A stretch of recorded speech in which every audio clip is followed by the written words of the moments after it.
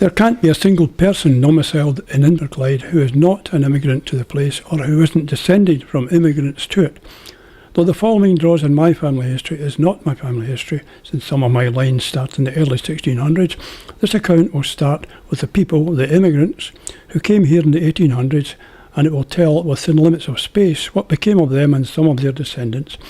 7 sets of great and great-great-grandparents came here, and I've divided up the story accordingly.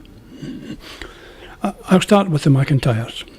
John McIntyre and Jane Cameron, my great-great-grandparents, came to Glasgow from somewhere in Ireland between 1851 and 1861.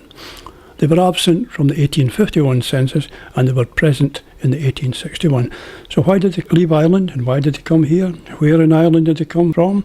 If these questions were ever openly discussed in the family, I was absent at the discussion. I did once overhear a vague mention of a farmer called McIntyre who had come over here before then, but this led nowhere. And another tale said John McIntyre had been a coachman to the Duke of Hamilton, which also led nowhere, since the latter gentleman lives in Châtellerault near Hamilton, which is not in Ireland. Later research led me to his cousin James Hamilton, the Duke of Abercorn, whose estates were, or are, in County Tyrone. I'd heard mention of links with a place called Newtownstewart, but that, like Hamilton, is in Scotland. I was late in realising that the place was Newtownstewart, a small town in County Tyrone, a couple of miles from the Duke's estate. So they were here by 1861, living at Thompson's Land on King Street. That building was on the east side of King Street, about halfway down the section between Church Street and Carlisle Street. It wasn't a palace, too low in value to be assessed for rates. It was most likely a slum. Living with them were a son, George, my great-grandfather, aged 16, and a granddaughter, Jemima Moncrief, aged 7. Everyone in the household was born in Ireland, according to the census. John McIntyre was a labourer in a boatyard, and George was an apprentice boat builder, which might suggest that by 1861 they had been here for a couple of years. An older son, James, came over a little later. He married Mary McNutt here in 1870, and he died of TB in 1871, and there were no children of the marriage. James worked as a shipyard plater, so he must have come here with a trade. A daughter, Mary Jane, may have arrived along with James. Certainly she married George Armour, the son of a Princes Street butcher, in 1866.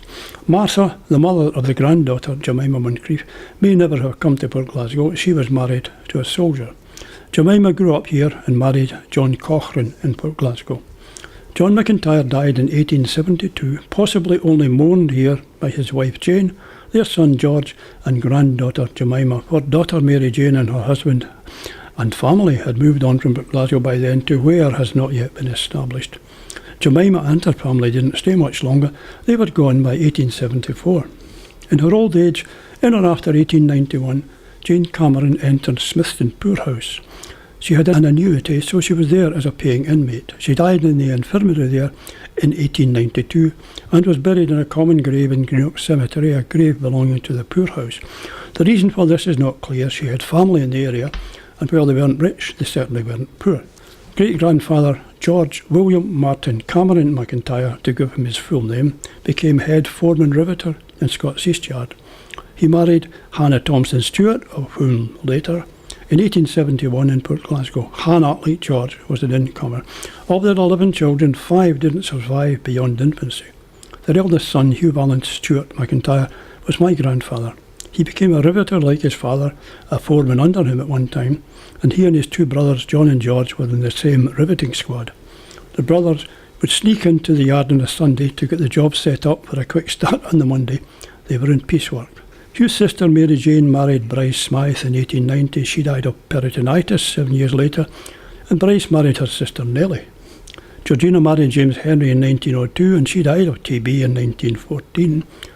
Hannah Stewart, George's wife, died in May 1898, and George married a widow with a family, Christine MacDonald, née Stewart, no relation to Hannah, in July of the same year in Glasgow. This marriage, perhaps the short interval between it and the death of his first wife, may not have met with the approval of the family.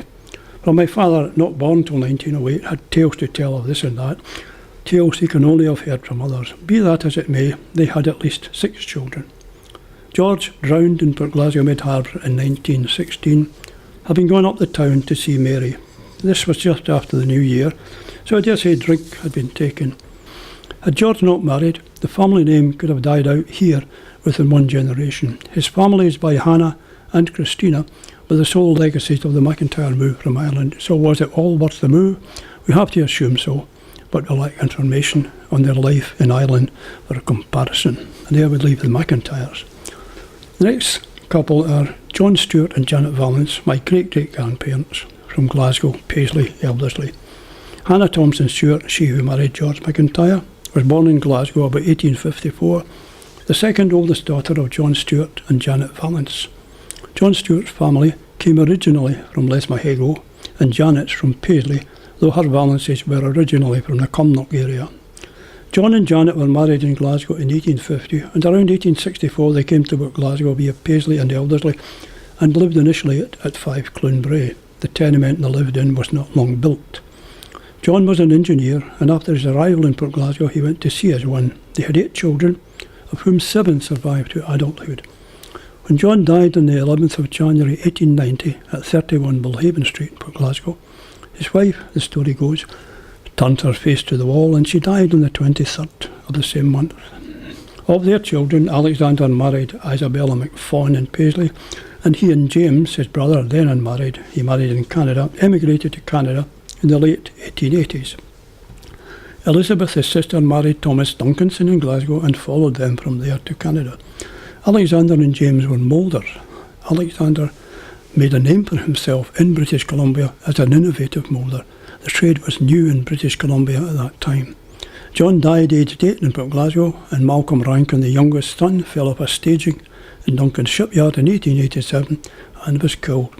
His body was conveyed home, the report said. Nice. The third eldest child, Hugh Valence Stewart, was a hard man to find once he left Port Glasgow. He was an apprentice saddler in the town in 1871, was a witness to his sister's wedding in 1874, then he vanished from the local record.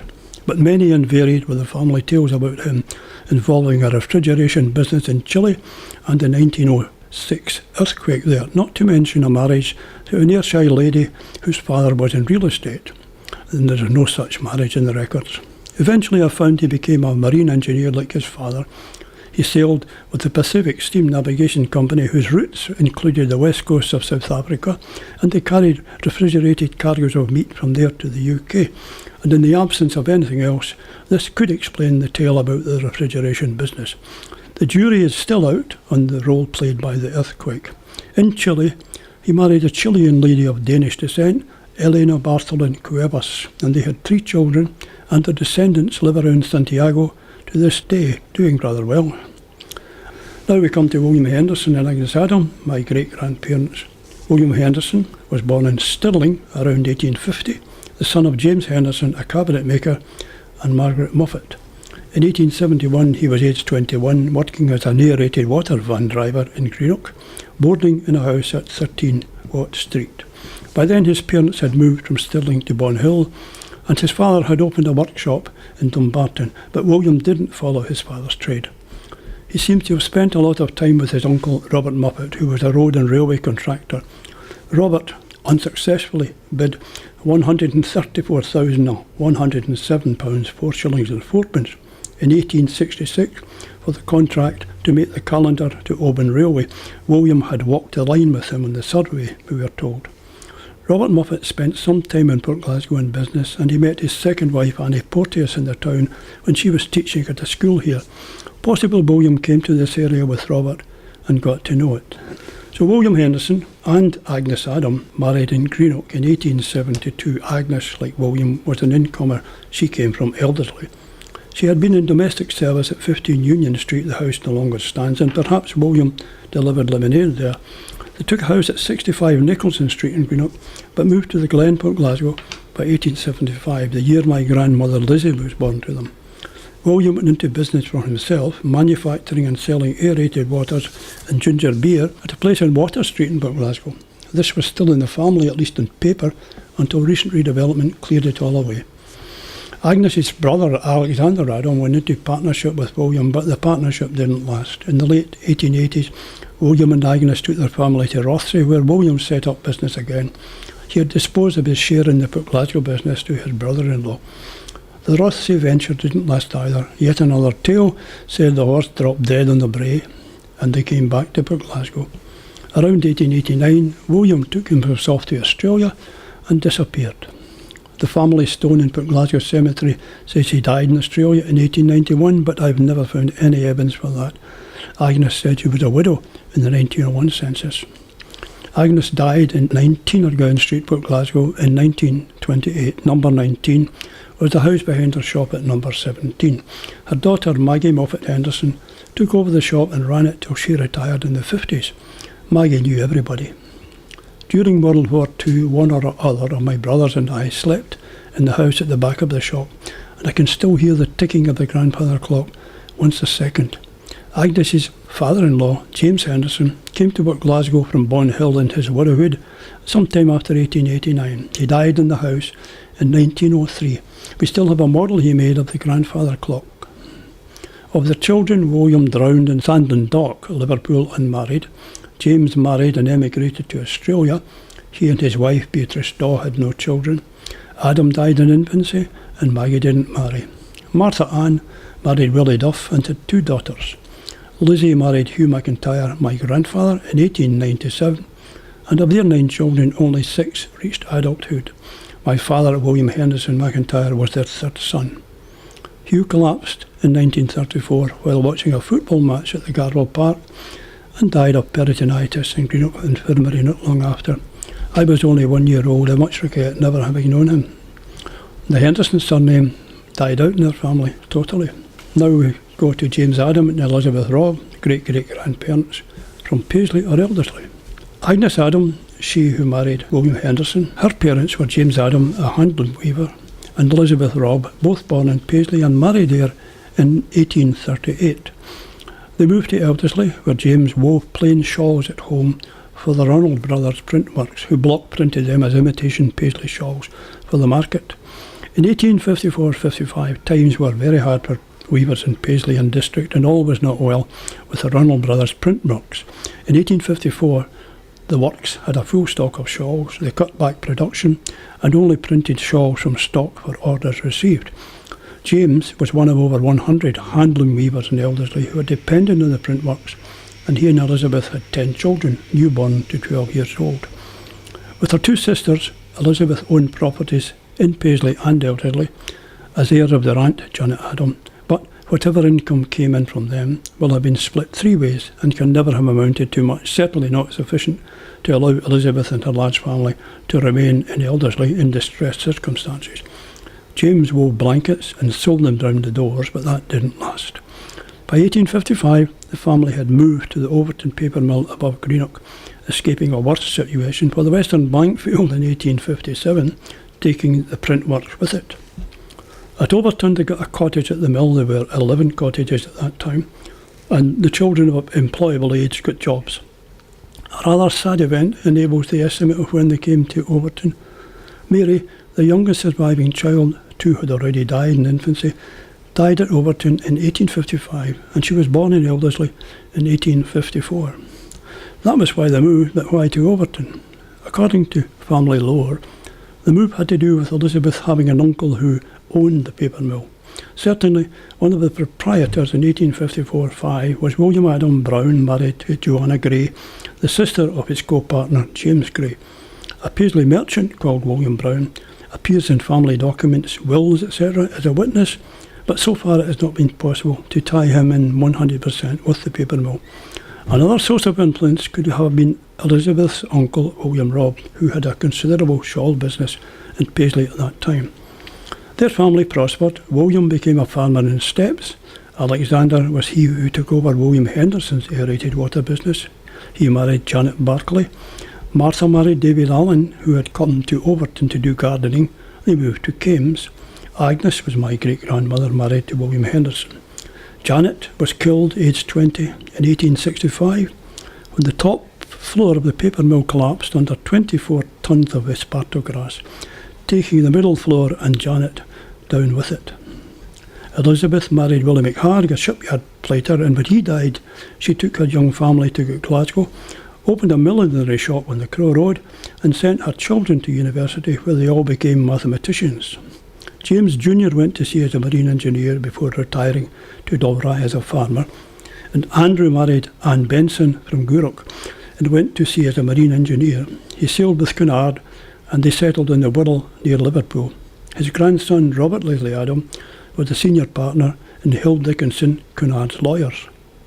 The only descendants named Adam were from Alexander, and the last of them died here quite recently, unmarried. Elizabeth died at Overton in 1870.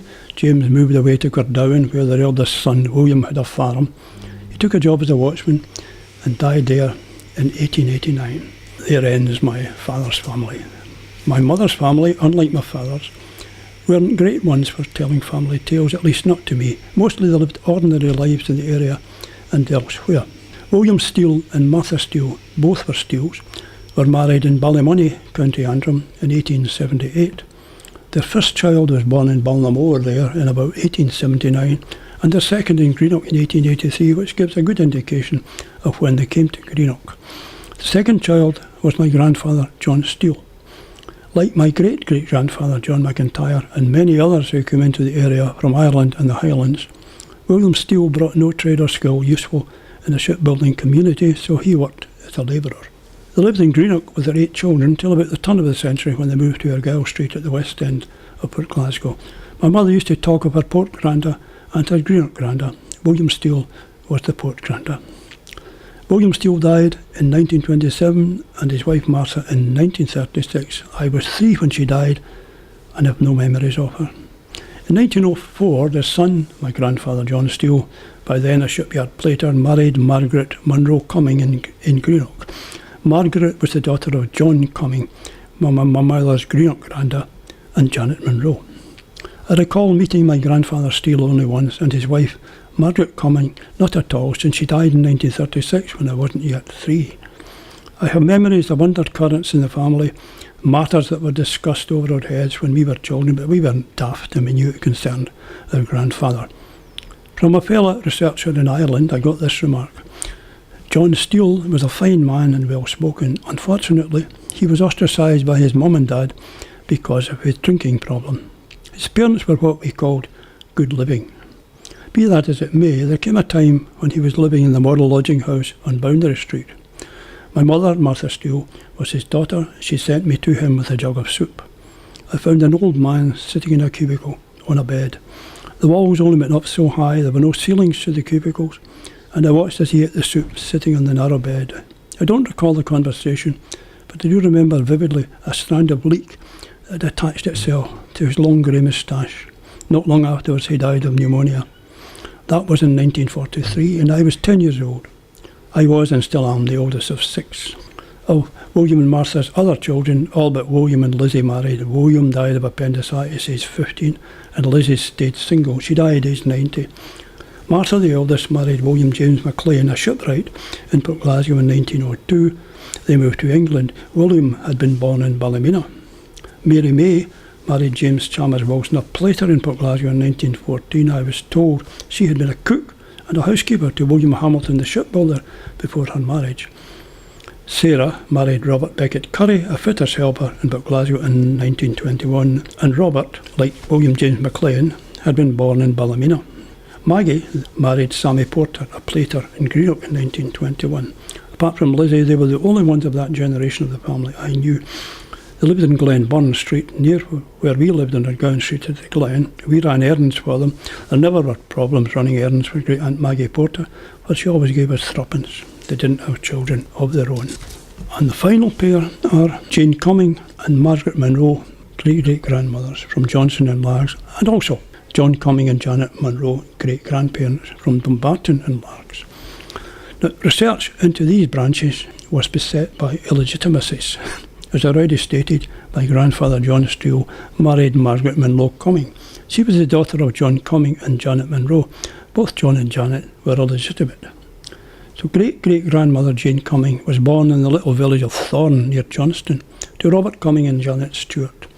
In 1869, a few months after the illegitimate birth of my great-grandmother John in Dumbarton, she married Robert Bailey, a carpenter in Paisley.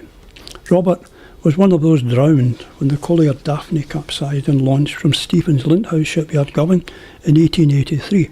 He wasn't John's father. Jane was in service in Dumbarton when he was born. She died in Paisley in 1913. She and Robert Bailey had a number of Bailey children, but there was no contact with them that I ever noticed. Great-great-grandmother Margaret Munro was born in Largs, the daughter of Roderick Munro, a cabinet maker, and Janet Lochhead. Roderick had come to Largs from Rossshire before 1827, unnoticed. Great-great-grand Lees in Largs, but he died 4 years later in 1855, and they had no children. In 1862, an illegitimate daughter, my great-grandmother Janet Munro, was born to her in Largs. Aunt Maggie, my mother's eldest sister, was never forthcoming with information in family history. Having finally worked out the Munro-Largs connection, thinking to interest her, I told her the family home had been a cottage on Main Street in Largs. "Ugh," she said, "I could have told you that. We used to visit them when I was wee." The illegitimate pair, John Cumming and Janet Munro, married in Greenock in 1884. Janet's mother, Margaret Munro, eventually married David Baxter in Kilmacole, and they had a number of Baxter children, but her daughter Janet never assumed the Baxter name. Some in the family thought she had, which rather confused the record. Margaret died in 1901. Great-grandfather John Cumming worked as a riveter, and he lived until 1951. He was the only one of his generation I ever met, though it was hardly a meeting. I visited his granddaughter, my Aunt Maggie, in Greenock, and he was in bed, a very old man who didn't converse. His wife Janet Munro died in Greenock in 1931.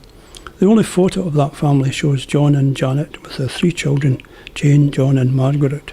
Jane married James Cameron in Greenock. Margaret married my grandfather John Steele. John didn't marry. While still an apprentice with the Greenock Dockyard Company, joined the Argylls in World War I and was posted missing, presumed dead, in August 1917. His parents advertised for news of him, but none came. There's a little romantic epilogue to all of this. In the early 1930s, probably about 1931, Miss Martha Steele was going to or coming from a dance at the Ladyburn Rowing Club. Her way was impeded by 2 young men fighting on the ground. She separated them. One was William Henderson McIntyre. History didn't record the name of the other one.